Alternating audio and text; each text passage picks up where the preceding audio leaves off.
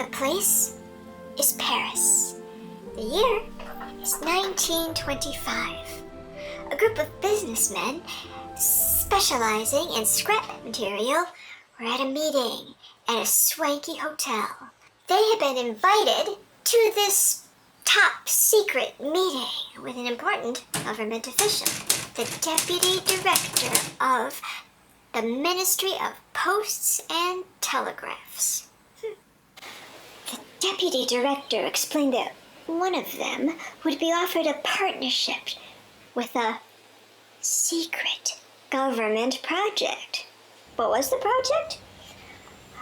Well, the government had long been aware that the costs of maintaining the Eiffel Tower had grown to be more than the government could really support. And the government came to the reluctant conclusion that the tower could be dismantled.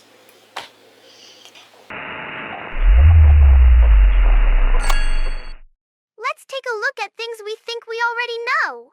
The government official selected Mr. André Poisson to be the official recipient of this coveted contract for the scrap metal when the Eiffel Tower was dismantled. Privately to Poisson, the government minister showed his true colors, as he hinted that Poisson would be more likely to get the contract if he forked over some cash to the official. Now, Poisson was a man of the world. He knew how business was done in big bureaucracies like this. He wasn't really shocked. He probably would have been more shocked if the government official had not requested a bribe. Poisson forked over 70,000 francs to get the contract. And today, in today's money, in American money, that would be over $1 million. Roughly the same time as this event on the Riviera, Chief White Elk, a Cherokee civil rights activist, was delivering an impassioned speech to the wealthy European vacationers to raise money for the relief of his people's plight. A wealthy Hungarian countess became his patroness and escorted him through Italy. The chief spoke multiple languages, and his charm and charisma made him an international celebrity. These two scenarios have something in common other than France. Can you guess what it is? Have you ever taken someone's word for something without a second thought, just because it was so obvious they knew what they were talking about, only to find out later that they were totally wrong? We trust confidence. We treat it like evidence. But confidence doesn't carry a truth warranty. Today, we'll look at why confidence feels like the truth, even when it isn't.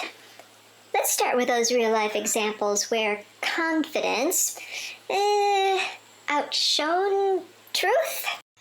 That Deputy Director General of the Ministry of Posts and Telegraphs, who took the huge bribe and sold the Eiffel Tower, that was Victor Lustig, a con artist. And Chief White Elk? That was Edgar LaPlante, who was not a Native American at all. He was also a confidence trickster. These con artists managed to fool intelligent, successful people simply by how confidently they strutted their lies. Confident leadership doesn't guarantee reality. Confidence can be mistaken for competence. People tend to trust a confident person regardless of that person's actual level of competence. Falling for a confident leader isn't only something that happened in the distant past. Between 2003 and 2014, Stanford University dropout Elizabeth Holmes developed a testing technology that would diagnose a whole host of infectious diseases, metabolic problems, and cancer from just a few tiny drops of blood. Over the next 10 years, Holmes raised millions in capital, became a media star, and a self-made billionaire. Her invention could test for hundreds of things, and the laboratory reports seemed to prove it. Until whistleblowers pointed out problems. Her lab used third-party equipment and let people think her invention was doing the tests. Incorrect test results from her invention were swept under the rug, and only correct results were publicized. The invention that had investors eagerly forking over millions didn't work as advertised, and Holmes was convicted of fraud in 2022. Groups studied by psychologists show how charisma plus unwavering confidence can override contradictory evidence in followers' minds. So, what's actually going on in the brain? Psychologists have a name for this, the confidence heuristic, where we assume more confident people are more likely to be right. Experiments show that in group decisions, people tend to trust whoever speaks with higher confidence, even if they hold the same or even less information than everybody else. Research finds that confidence and accuracy are correlated, but only modestly. That means people who say they are sure aren't always actually right, especially on hard questions.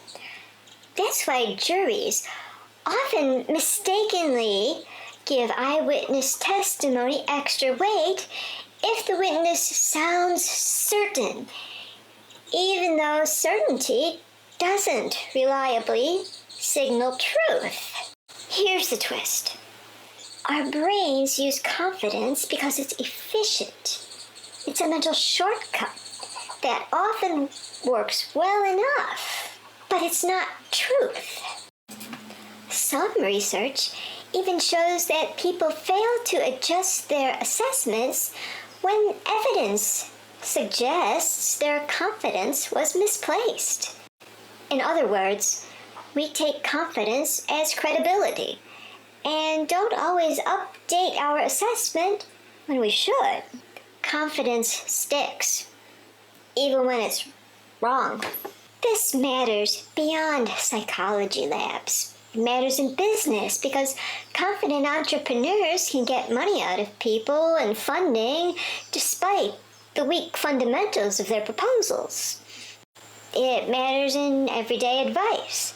A confident expert can sway us more than a cautious one with better evidence. In memory and perception it matters because people who feel sure about what they're telling us and what they remember are not always remembering things more accurately. But we often follow confidence instead of evidence. Okay, so confidence does not equal truth. What do we do with that? Here's a simple mindset switch. Ask why someone is confident. Yeah, you can challenge them. What makes them so sure? If they can't tell you why, maybe they don't know as much about their subject as they pretend to. Another thing, look for transparent uncertainty. Does the person ever admit there's something about their topic that they don't know? Anything they have to look into further? If so, maybe they actually have an honest assessment of how much they know about their subject. One more thing. Treat carefully stated limits as a credibility signal, not a weakness. If somebody puts qualifiers and parameters on their statements, maybe they're not being wishy-washy or dodging the question. Maybe they're just honestly stating the limits of their expertise. Because real expertise comes with an awareness of what we don't know. Real expertise knows its limits.